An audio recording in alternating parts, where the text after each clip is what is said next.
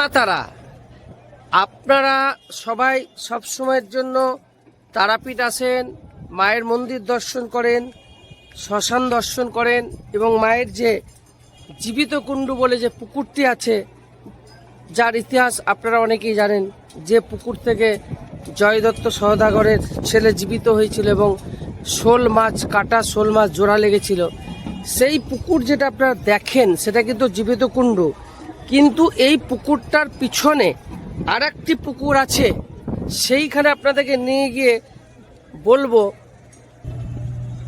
যে দেখতে পাচ্ছেন যে পুকুরটি সংস্কারের কাজ চলছে, কিন্তু যেটা অরিজিনাল কুণ্ডু মানে দুটো পুকুর এখানে আছে, যেটা মেন এক্সটেনশন পুকুর যেটাকে পরে বড় করা হয়েছিল, সেইটার জল সংস্কার করা হয়েছে, কিন্তু পুকুরের নিচে দেখতে পাচ্ছেন যে আরেকটি পুকুর রয়েছে যেটার জল কিন্তু মারা সম্ভব হচ্ছে না। প্রতিদিন জল মারলেও এই জল কিন্তু আবার উঠে আসছে।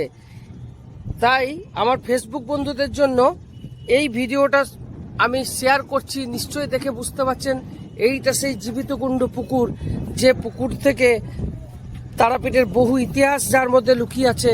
পাশে দেখুন সামনেই যে তারাতীর্থ বিদ্যা মন্দির উচ্চ বিদ্যালয় স্কুলটি আছে, পুকুরটা ঠিক প্রাচীরটার পরেই। তাহলে এই যে মাঝখানে ছোট্ট ডোবা টাইপের দেখতে পাচ্ছেন, এটাই হচ্ছে কিন্তু আসল কুণ্ডু।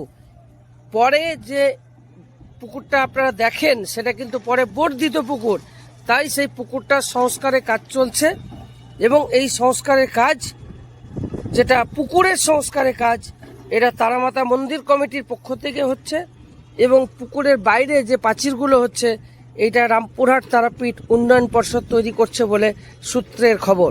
তা যাই হোক, আপনাদের দেখার সুযোগ করার জন্যই এই ভিডিওটা বানালাম এবং এটা দেখে পারলে আপনারা এই ভিডিওটা ডাউনলোড করে রেখে দেবেন। ভবিষ্যতে আপনাদের পরবর্তী প্রজন্মকে দেখাতে পারবেন, কারণ সবসময় তো মায়ের পুকুরের জল মারা হয় না এবং এইটা হচ্ছে আসল কুণ্ডু। জয় মা তারা। তারাপীঠ থেকে আমি পুলক চট্টোপাধ্যায় সেবায়েত কথা বলছিলাম।